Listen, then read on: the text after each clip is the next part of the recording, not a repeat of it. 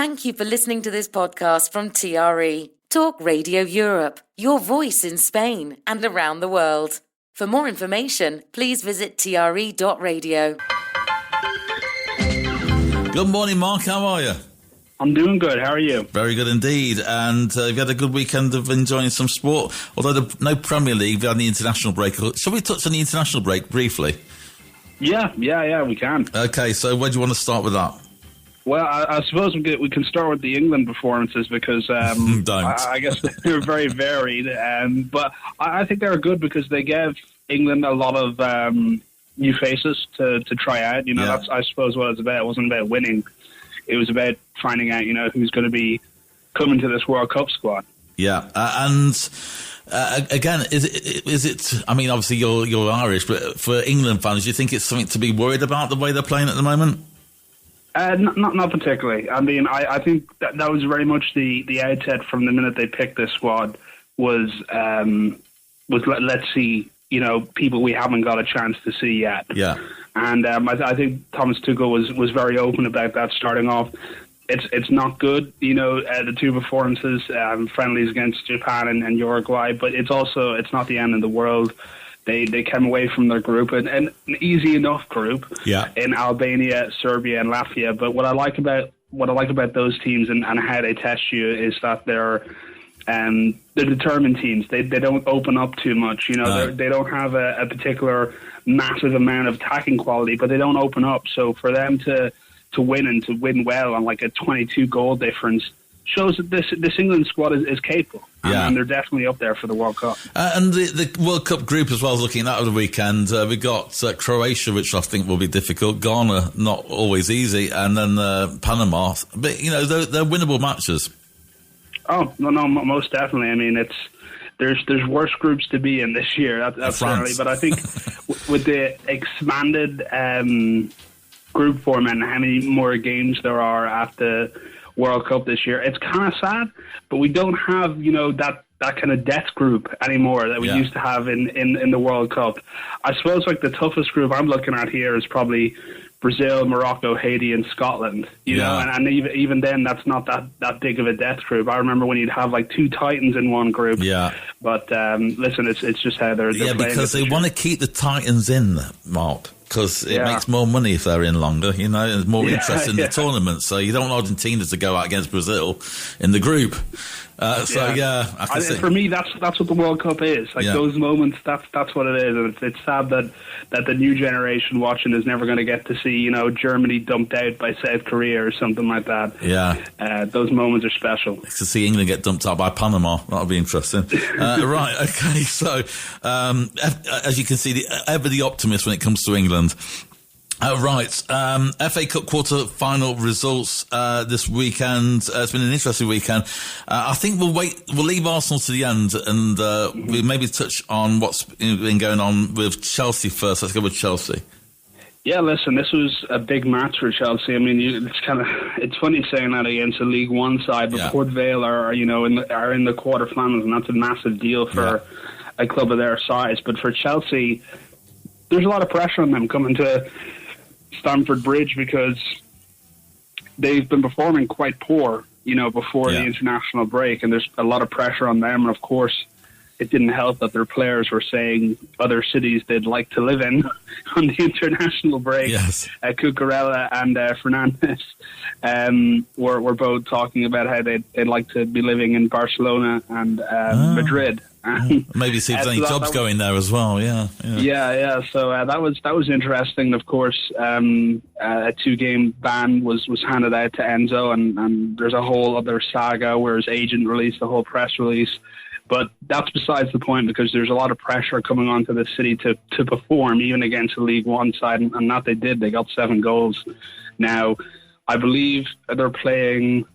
There's Leeds coming up, and we said earlier that Leeds are a good FA Cup team. Their style suits that kind of knockout style, so it's not a complete surprise to have them where they are now.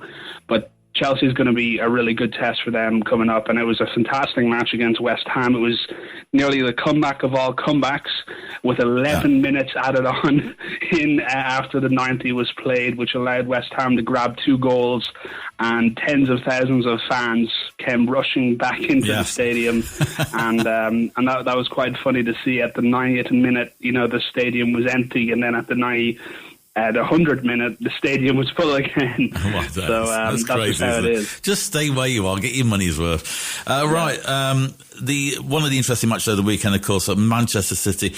And what's interesting for this one is that Ireland is back. Yeah, wow, that was a hat-trick and a half. I mean, it was a tough match for Liverpool. They stayed competitive for the first really half an hour, but that missed chance by Salah. It didn't even go out for a corner. He kicked it and it went out to the sideline. Yeah. That's how off base it was. No, it wasn't a good showing for Liverpool at all. It was a pure dismantling by City, and I suppose you were really able to see the reinforcements that they brought in January with Semenyo, and was just phenomenal in that match, and has done so much this season to change the City team. It's quite worrying at this point, because it's evident that Liverpool need to bring in defenders, and I guess the motto is that there's no money left, and you really hope that isn't true, because Van Dijk is... Where's it going then? Because, it's a big club making, and the fact is there won't be much money left if they don't make the Champions League next season. So because Van Dijk is very much in his last 2 feet, and Canate is running out of a contract, so they need to bring in a defender. I think they need a new manager, actually. Only Slots, I think, has got no ideas what he's doing. So you're not alone in that. On his slot is, I think he basically won off the back of Klopp. He's not been a Premier League manager. He doesn't seem to... I can't see him improving that team. Mm-hmm. And that's what I'm hearing from other Liverpool fans as well. I just don't see him improving that team and getting them playing any better than they are right now. I don't... so I'm laying it on the line. I am a bit of an Arnie Slot lookalike, so I've had that before. I think he's out of ideas, and I think if somebody like Alonso's available, they may be tempted. Yeah, no, I think that's a lot of teams are thinking that as well. Alonso's a very attractive prospect. Again, not loads of experience, but I think Real Madrid got rid of him too quickly. Now we're seeing what's happening at Real Madrid. It's not great there either right now. So, Any thoughts on that, dear listener? I'm throwing the cat amongst the pigeons there. I'm just trying to get things stirred up a little bit. Is it a bank holiday in Ireland? It is, yeah. It's not here, but it is in some parts of our broadcast. I'm trying to stir things up on this bank holiday. Okay, let's go to another thing, really. Arsenal, of course. I've not got a bottle in the studio, but are they bottling it now? What's going on? Yeah, well, only, a few weeks ago it was quadruple, and now they're down to 2 competitions, the last 8 in the Champions League and the Premier League. And listen, I don't think this is the end of the world for Arsenal. I know there's a lot of media coverage over them getting dumped out by a championship team. Yeah. But listen, they have to think about it this way. City don't have the Champions League to worry about. Arsenal do. Yeah. It's 2 less games they're going to have to play that allows them to prepare properly for the Champions League and Premier League. So the long run, I think it is good for Arsenal that they don't have to worry about the FA Cup, because if you're talking about out of the 3 competitions you want to work for, the FA Cup is on the bottom of the list behind the Champions League and the Premier League, just from where I think they're standing. So I don't think it's the end of the world. But as for the match itself, Southampton were just phenomenal. They played really well. They took the game to Arsenal. Arsenal couldn't take chances at all, and this really was. I at some point I did think, has Arteta sent them out here to lose? Because I was maybe he's trying to prepare them for the Champions League and all that. You know what? If that's the case, then that to me isn't good enough. Because the FA Cup still has a lot of romance for the fans. So, and maybe that's an older fan nowadays, but I just think, because also if you go and win that and you stay in that, then that's positivity going towards the next match. Now teams are thinking, you know what, we can look at what Southampton did and take it to them, you know. They are they're winnable games. So I don't know whether psychologically that's a good idea to say, you know, we're not too bothered about it. Won't play our first team or whatever. Yeah, I mean that's certainly what I think it is, at least from the way they played. But not taking too much away from Southampton, because they definitely put up a phenomenal fight, and with Shea Charles getting a goal, I think, at the 84th minute. It was that FA Cup magic, and I would have loved to have seen like a Southampton versus Leeds draw, and then seeing one of them in the final, and possibly running it back to to what it was like last season for Crystal Palace.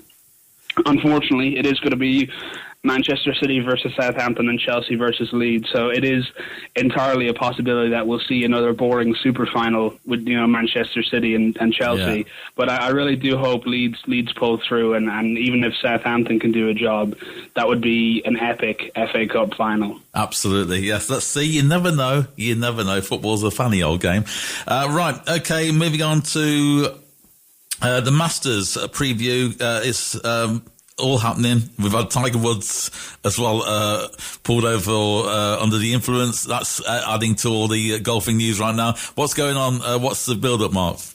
April 9th, April 12th. That's the Masters weekend coming up, and it's very, very exciting. I mean, we've got I think a totally different Masters this season. I mean, Augusta has always been somewhere very tough to play for golfers, and it's not really changed, but I saw a really interesting report which has broken down all the individual performances on the PGA Tour so far. And typically in the last 4 years, we've seen the person who's went on to become Masters a champion, got the green jacket, and to have dominated early in the season. You know, they weren't building into form in April. They'd already won multiple courses. But see, that's not the case this year. You know, Scotty Scheffler and John Rahm have posted good numbers. McIlroy is somewhere up there, definitely behind them a good bit, but somewhere up there. But this season, it's been a lot more slower. There hasn't been one particular standout. So it's kind of looking very much the fact that there's a couple of underdogs that we're very excited to possibly see. Tommy Fleetwood has definitely won. You know, he's a consistent performer at courses, in multiple top 25 finishes in recent years. Jordan Spieth is another one. Patrick Reed, both strong historical records at Augusta. So this year it definitely feels that there's a change in the course. It's a change in the tournament as well, because typically it always has been a stage for dominance, you know, a place where the game's biggest stars kind of confirm their status. But instead of kind of one clear frontrunner this year, we have a contest between a few established champions and looking to kind of reassert themselves, and a new generation kind of seeking a breakthrough, and that's a really interesting story we have going on. And of course, Rory McIlroy, there's a lot going on about him. It hasn't been. It's so tough because last season was the season. You know, he defined it. That was his career Grand Slam, and now anything after that kind of seems like a bit of a letdown, because that just was such a high mountain peak, and there definitely is questions around just kind of the psychology of him. Like he's achieved everything. You know, what does he still have that same motivation, that same kind of edge that drove him before? Because he's won it all, and now he's going through a recent back issue. It hasn't been a fantastic showing. The Players' Championship was kind of a modest showing for him. So he definitely isn't arriving with the same momentum. No, never write him off. That's the thing with him, isn't it? That's with the greats as well. They love playing the sport. Yeah, that's why he's so high up in the odds, because people are like, well, he's not performing that well, but he's also Rory McIlroy. You can't let him off. Exactly. So it's a double-edged sword. Right, Mark, we're unfortunately out of time. I remember my dad used to take off work. He's no longer with us, but he used to take a few days off to watch the Masters and a few days off to watch the Ryder Cup and to watch England in the cricket as well. So it's all coming back. So I'm sure you'll be watching that over the weekend then, Mark. Most definitely. And the return of the Premier League as well, which we're welcoming back. And, of course, Champions League this week. But we haven't got time to go into all of that right now. Thank you very much, Mark. Have a lovely day, my friend, and have a lovely bank holiday. Thank you very much. You too. You've been listening to a TRE production. If you've enjoyed this programme, there'll be another episode waiting for you next week, right here on this platform, where you can also access our extensive back catalogue of shows and interviews. For more information on our live programming, social media channels and apps, and how to contact Talk Radio Europe, please visit tre.radio.